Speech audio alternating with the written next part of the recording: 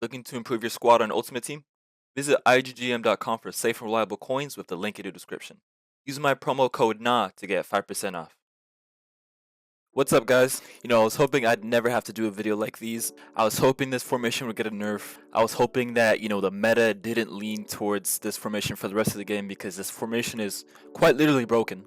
But since they've nerfed L1 speed boost and things like that, and they just have not touched this formation, I think it's safe to assume that the 5-4-1 is going to stay as is for the rest of the game, or at least until the next major patch, which we don't know when that would be.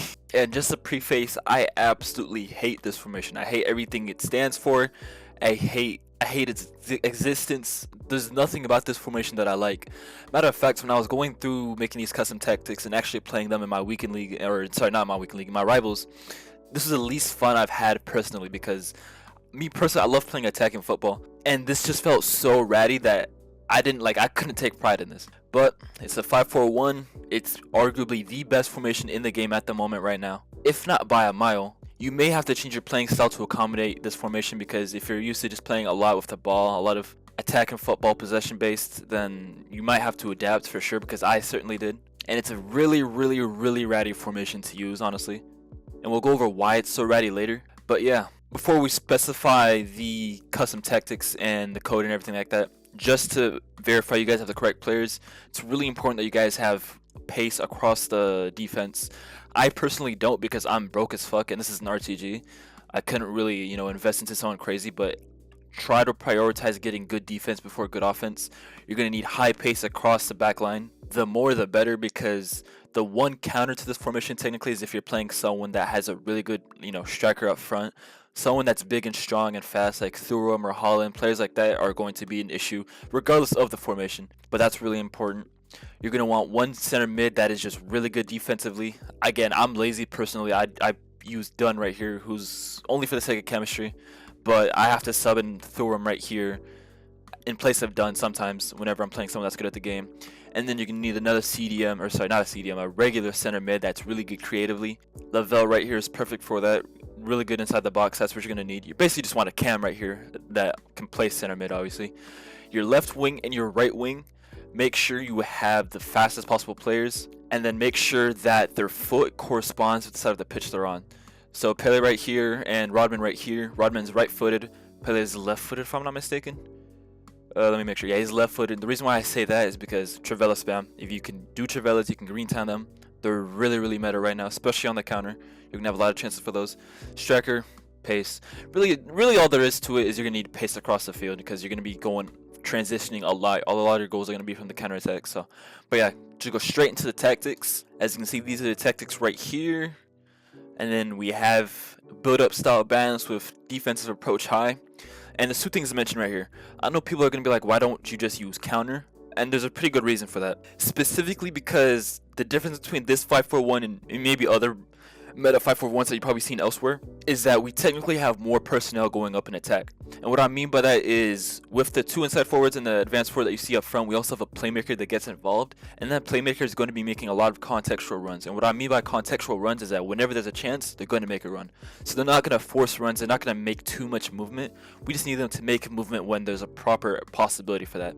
And the thing with having it on balance is not only does it regulate how frequent that's going to be, but it also prevents them from just spamming runs over and over again, because more runs isn't necessarily better, quantity over quality, or sorry, no, quality over quantity, if that makes sense. So it's really important we have them on balance, because if we just have more runs, you're going to be more susceptible to the counterattack. Ironically, we want to prioritize this formation defensively rather than offensively, if that makes sense. And balance is what retains the, stability in terms of defense once you lose the ball. Defensive approach high, and like I said in the previous video, I know there's people that are just going to copy paste the code and use this formation as is, but if you're watching this video, it's really important that you take this into consideration.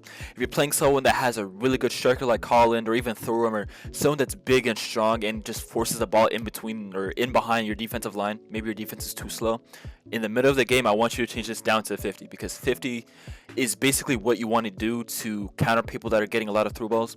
The issue with through balls really is that custom tactics can really only fight them so much. Through balls are more so the quality of the players on the pitch. So your tactics can only do so much to prevent through balls. You can't play a high line and just expect to be completely safe from through balls, but high lines are generally better. So use it at 70 by default, but if you're in the middle of a match, you're starting to realize that on the through balls, you're starting to get messed up a lot, then switch it down to 50 as soon as you can. And then to specifically mention the player roles, you're going to have the advanced forward on attack. What you can do if you're struggling to progress the ball in the counter attack, if you're struggling to get the ball out of your side of the pitch, once you get the ball back, you can switch this player to complete, and this will help you transition the ball quicker into a through ball situation for the striker.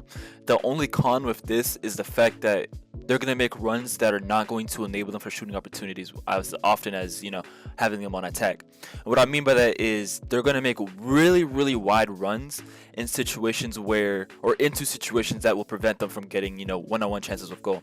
So the best thing with advanced forward attack is that when they make runs, they're going to be making straight or slightly diagonal runs that will enable them to attack the box.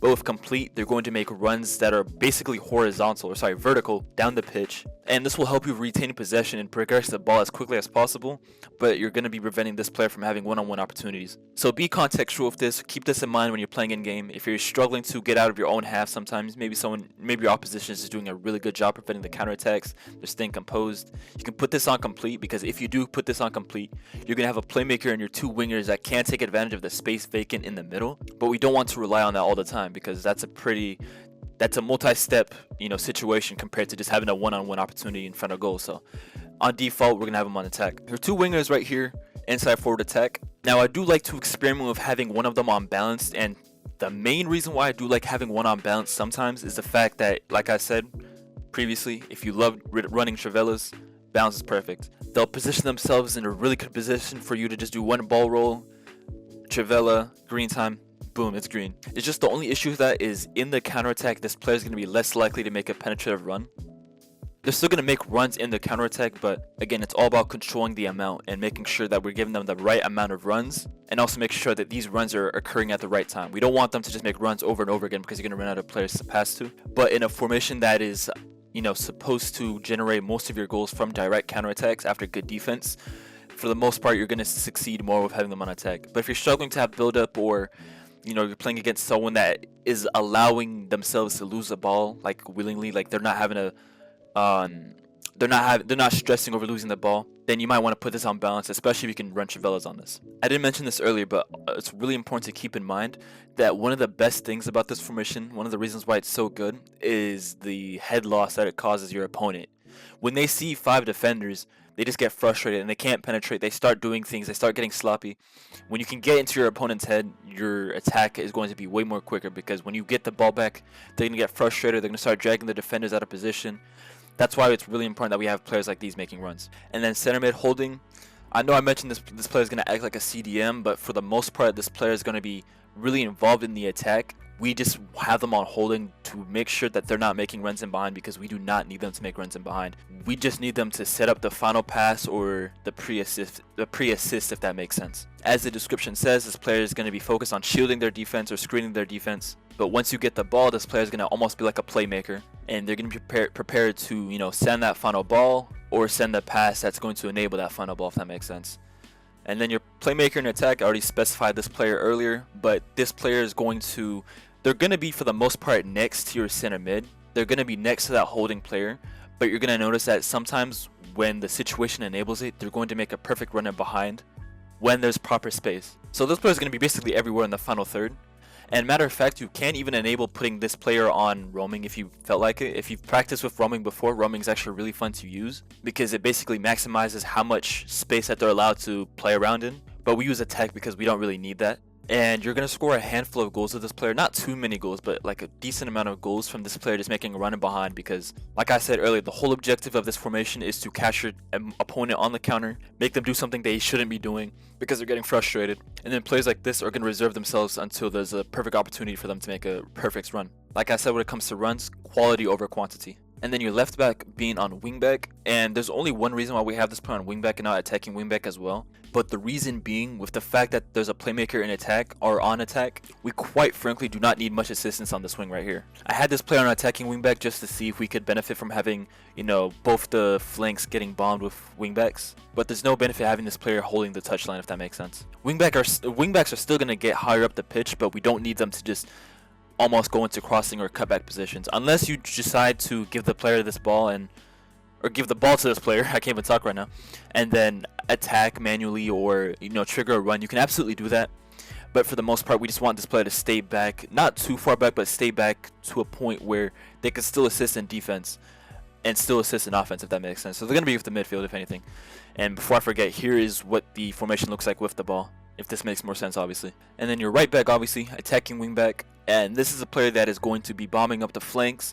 They're going to occupy that wide channel. That way your right winger or your right mid, for context sake, is going to have more space enabled for them. We can do this on the left, but we choose not to because we don't need... We're prioritizing a player in the half space on the left side of the pitch.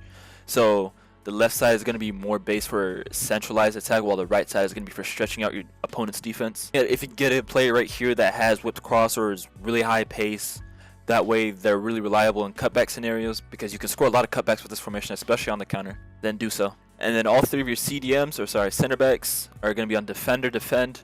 I practice with balance, but with this formation we're using defend because we don't want any player stepping up or making aggressive movements. We just need these players to stay in position as reliably as possible.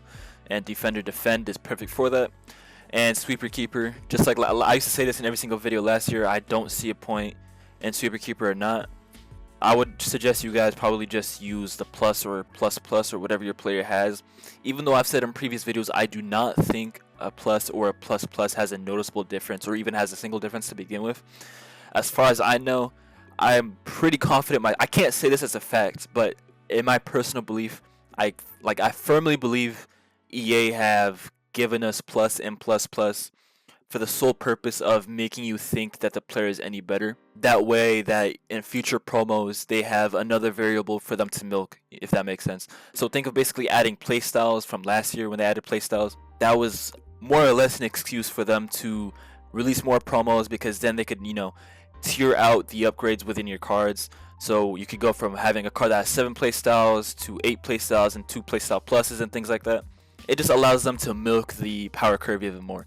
And as far as I believe, I think the plus and the plus plus is completely useless. I don't think there's any difference in game, and I think it's only here so a couple of promos from now they can start releasing cards that are, you know, plus or plus plus in every category, something weird like that, if that makes sense. I'd assume by team of the season there's going to be cards that are plus and plus plus on everything, if that makes sense.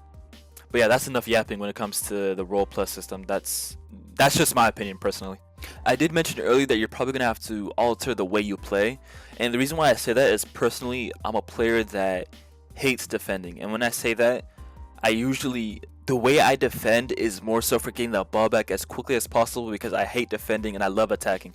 And I know there's a lot of people like this, and for me I had to adapt, because to use the 5-4-1 and be efficient with it and win your games with it, you have to you know, be willing to defend. And what I mean by that is you have to be willing to sit back.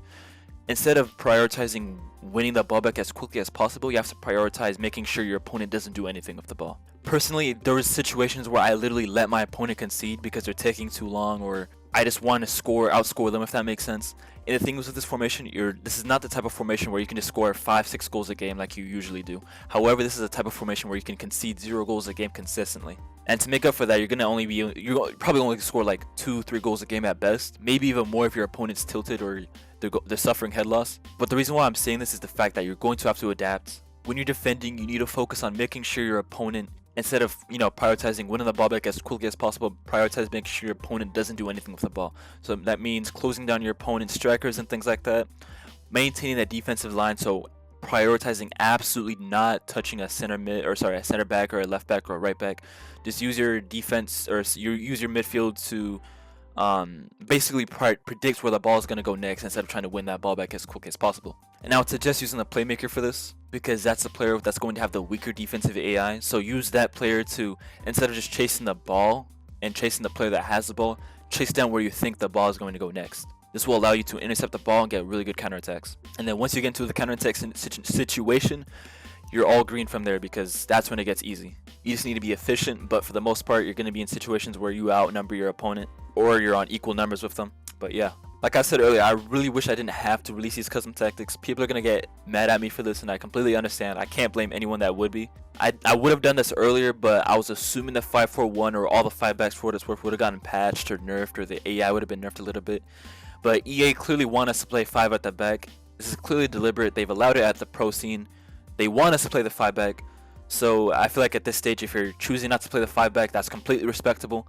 But if you are choosing to play the 5-back, then there's honestly nothing wrong with it, because it's in the game. EA are forcing you to use it practically. It's not the end of the world if you try to use it, or if you do decide to use it, because EA aren't offering you a solution, if that makes sense. But yeah, guys, if you have any questions, comments, concerns, let me know in the comments below. If you want to join my RTG and give me a, we can go over these type of things live. You can find that on my Twitch below. Join our Discord below if you need links for the rest of my codes, or if you'd like to pre-test or share your own tactics in our corresponding channels. Or if you just need someone to join to just talk about FIFA to begin with, we have a lot of channels for that. And for everything that needs to be said having been said, that's all.